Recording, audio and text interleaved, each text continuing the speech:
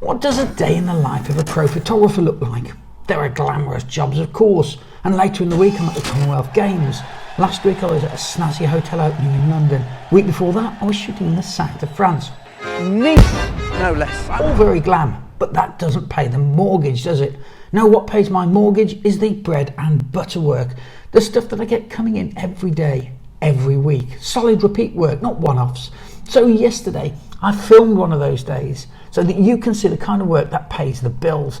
And the day started with visiting a client and setting up a little studio lighting rig. They got new staff and wanted reception photos to match the ones they already have of their current staff. And they were all shot with a blue background and they were on display in reception. Trouble is, I didn't shoot the originals, so I've got to match in the style. So the first job when I get there is to put the support system up and get the background up and then get the lights up. The Elenchron lights go up and right, let's turn them on.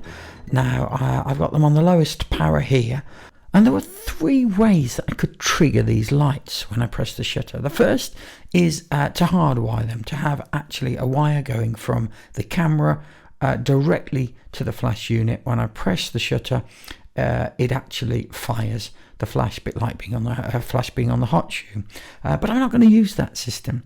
Another way that I could do it is to put a remote trigger onto the camera. Elenchron make an infrared trigger for this system called Skyport, and you just put it on your hot shoe and you take your picture and the transmitter tells the light to fire.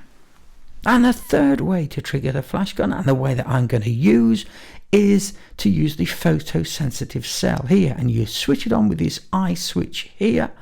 And what that means is if I turn my camera onto manual, it doesn't work if I'm using a program mode. Turn it onto manual there, and turn the flash gun as well. And you must remember to turn your flash gun onto manual. It's on TTL here, that's no good, it wouldn't work. But if I turn my flash gun, look there, aperture priority, manual there, it's on 1/16th power.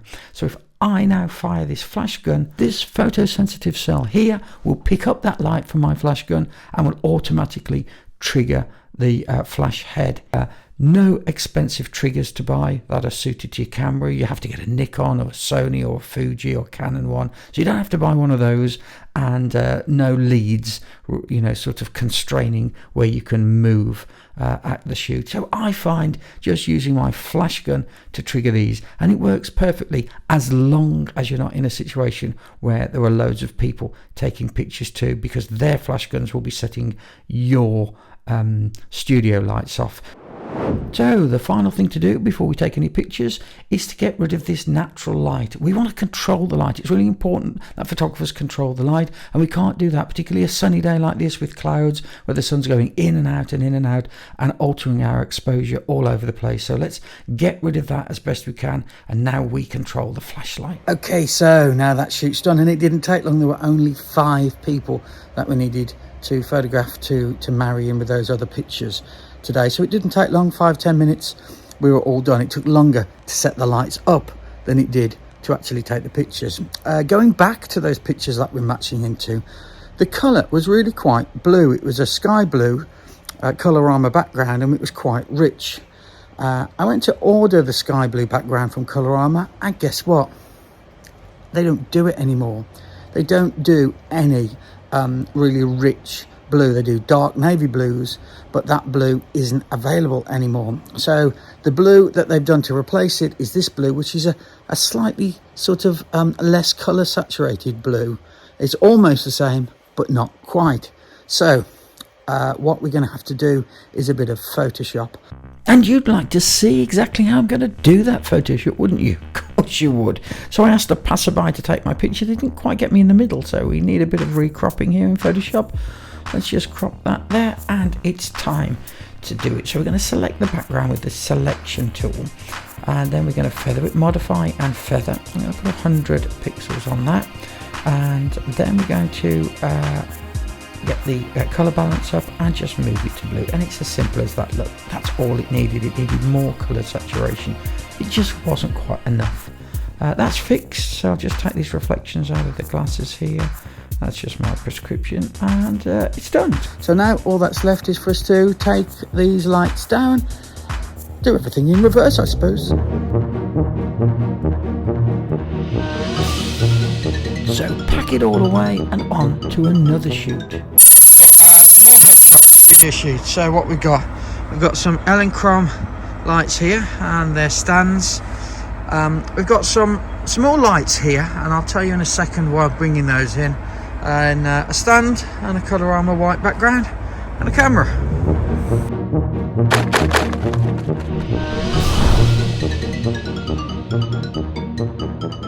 Right, I've just put the studio lights up. Got one behind me here, umbrellas, and one here. Now you can see behind there is the white background, and here are the constant source LEDs. What I've done to those, let's show you the back. Okay, so we've got those at 5,000 degrees Kelvin, 100% power. We've got them sort of 45 degrees there, look, can you see? And what that's doing is giving me a little bit of oomph for the background, so that we can get that background nice and light, nice and clear. These are going to be my lights for the subject. The subject is going to actually be sitting on a bench I've placed here, away from that. I would like that one to be further over, but there's a wall in the way, and you know, that's what you get when you're out and about on location studio photography. It isn't always exactly how you want it. We've got some downlighters here. These aren't white balanced, but we've got enough light pouring onto this. It's really not going to make much difference. What I have done, as you can see, is close the blinds, because it's a sunny day out there, a few clouds about. What we'll have is the light bouncing up and down as it goes in and out of clouds, making life difficult. So I've got these down as low as they'll go. Can you see that on there? 2 is the lowest setting, and I've done that on purpose because I don't want to bang too much light in. I want to get that background crisp and white, and even, that sounds like a carol, doesn't it? If that works, then for instance a picture of me is going to look something like this. So this is the picture, and what's he laughing at? Well, I'll tell you what he's laughing at. He's laughing because the background is white. Look, it's clean and white, and I've put it on a white background here for you with a nice neat little black border, so you can see that the background is white. It's clean, it's not grey, mushy, dirty tones, and there are no shadows on it, and that's because of those LED lights we put up. Lovely little tip.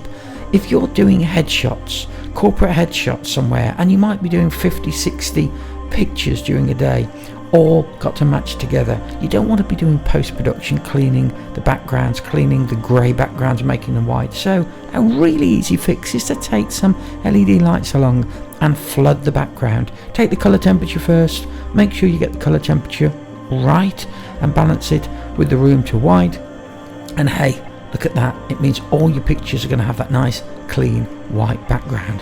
That's a good tip to remember. So I'm here to do some pictures for architects, and I'm actually going to do some pictures of yoga on the top of this building up there somewhere. There's a yoga session happening, it's nice and sunny, and I think they want to show off the rooftop terrace. Very nice. While I'm here, this build at the moment is looking absolutely stunning. I love playing around with the light in buildings like this, and I particularly like it when they are retrofits like this. Look at the buildings from the outside, you can see them out there, that red brick buildings, and I love to juxtapose it, look, with the white walls, the glass, the steel that's used inside, and I like to sort of really highlight the blue tones in that metal, and the real nice textures between the brickwork outside and the slick steel. I mean, even that metal polished floor look and the blue tones that we're bringing out of it, I really like, and the sunlight as well streaming in those white tones. Love a bit of that. So that's what my days tend to look like. After I film this today, I'm off to an accountant's to do, yeah, you guessed it, staff shots with studio lights. But they have asked for character portraits too, out on location. They want something different on their website. And that does sound exciting, something I can get my teeth into. You see, I think real portraits are more than just headshots. And if you'd like to know more about how you can up your game in portrait photography, then I made a video about that very thing. You can watch it right here.